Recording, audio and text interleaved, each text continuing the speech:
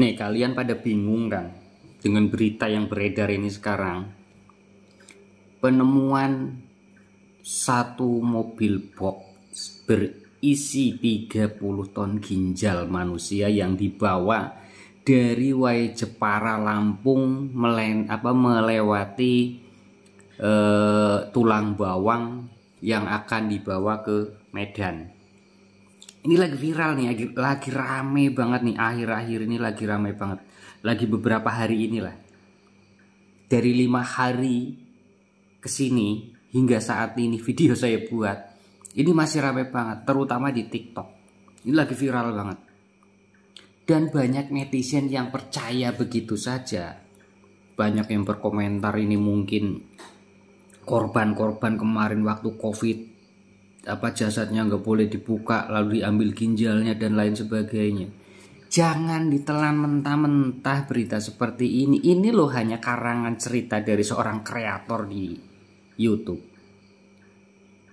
Ini udah menyebar kemana-mana. Ini juga yang bikin video ini ngawur, yang ngarang cerita ini ngawur. Ini mencemarkan nama baik juga. Saya di Lampung aja nggak dengar berita ini.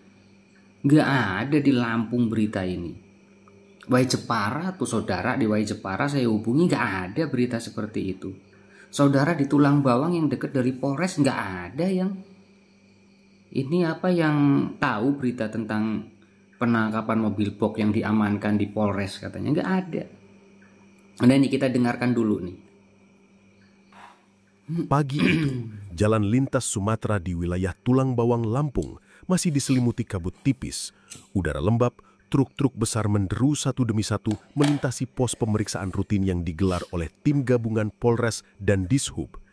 Razia kendaraan kali ini awalnya dianggap biasa saja, bagian dari pemeriksaan rutin angkutan berat pasca libur panjang.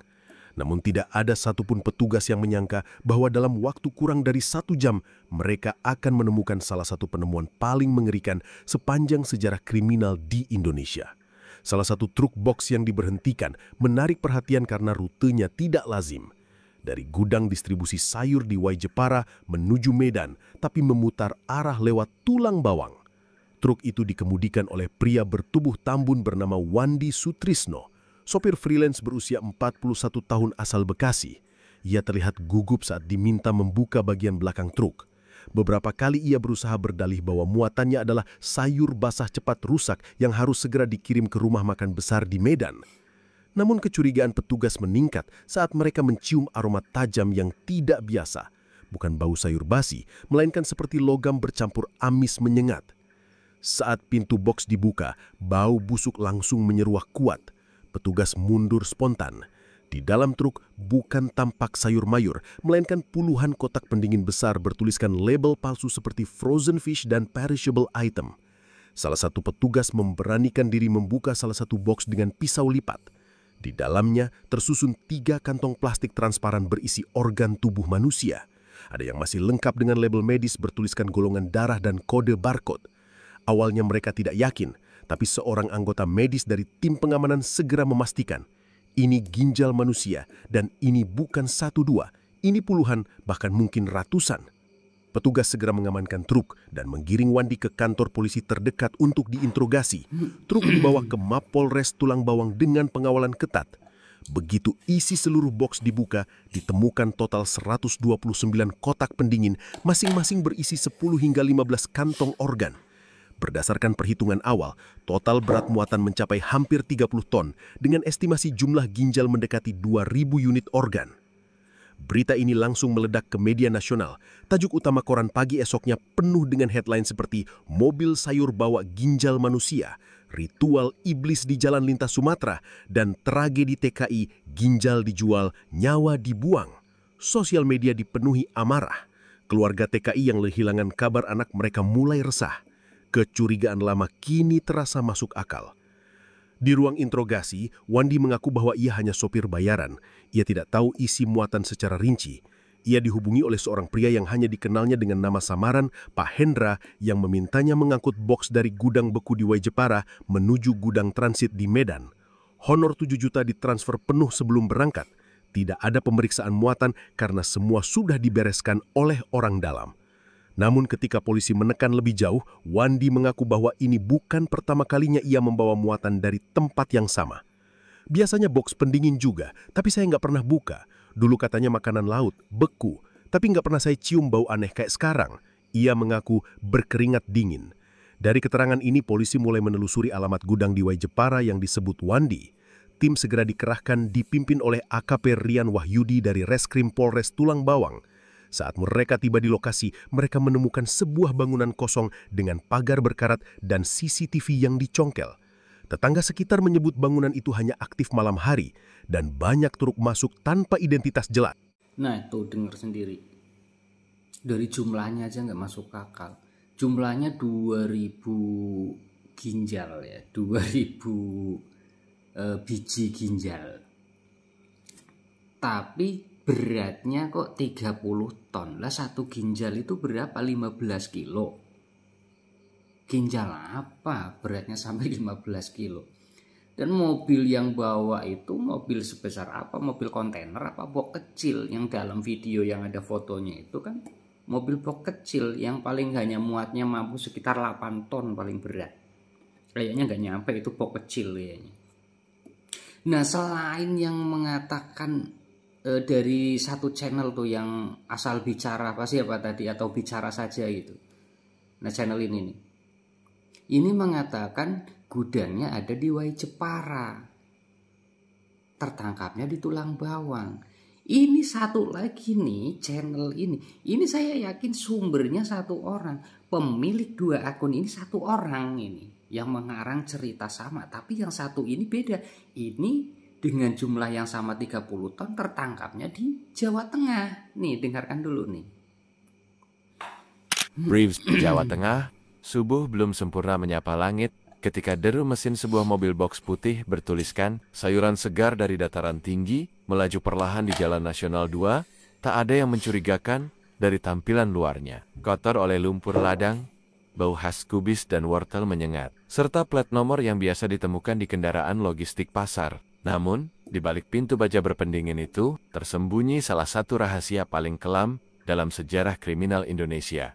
Dalam operasi gabungan yang digelar oleh tim khusus Polda Jawa Tengah bersama Bea Cukai dan Bareskrim, tepat jam 4:45, WIB, kendaraan tersebut dihentikan di pos pemeriksaan tol Pejagan. Berdasarkan hasil penyadapan dan intelijen selama hampir 3 bulan, aparat meyakini bahwa kendaraan itu bukan sekadar pengangkut sayur.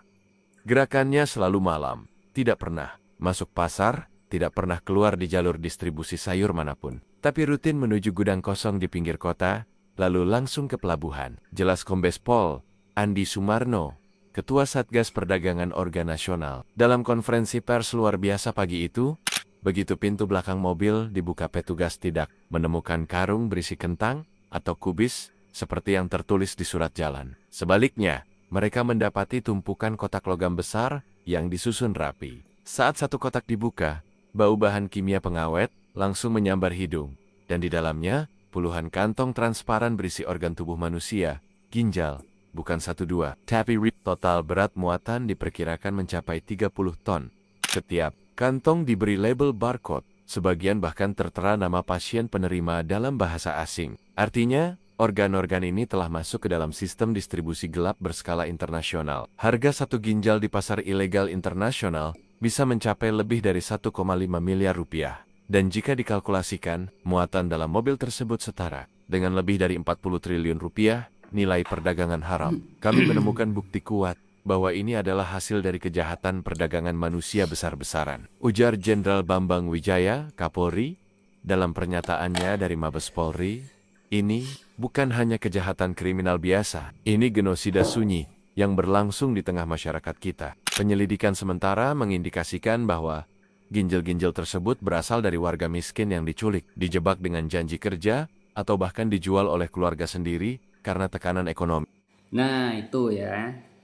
Jadi kalau mendengar berita apapun, jangan langsung percaya begitu saja. Jangan langsung di-share seakan-akan ini benar-benar terjadi. Kan jadi geger kayak gini. Yang tercemar apa? Lampung, Waijepara. Seakan-akan Lampung di Waijepara itu sebagai penampung TKI ilegal yang diambil ginjalnya. Kok ya alangkah kejamnya di Lampung? Enggak seperti itu kok. Makanya kalau dengar berita itu ditelusuri dulu, jangan percaya begitu saja. Jadi ini saya nyatakan berita ini hoax. Nah, ini kabar hoax ini. Jangan dipercaya, hoax ini. Ya ini kalau memang mau dituntut nih, orang Lampung mau nuntut misalkan sama si channel-channel yang membuat cerita ini, yang jelas yang bicara saja, ini channel bicara saja ini tidak mengatakan bahwa cerita ini hanya fiktif belaka. Tapi yang channel satunya mengatakan bahwa itu adalah cerita fiktif. Cerita karangan. Ya, jadi cerita ini hanya cerita karangan, bukan kejadian nyata. Tapi yang mengatakan Dewai Jepara yang tertangkap di Polres Tulang Bawang itu tidak mengatakan, tidak ada keterangan bahwa itu adalah cerita fiktif. Dan itu bisa dikatakan mencemarkan nama baik Lampung.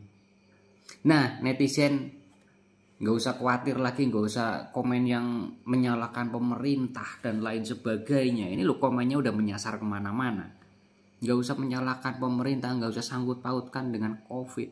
Ini kabar hoax, ya, hoax. Ini hanya karangan kreator saja.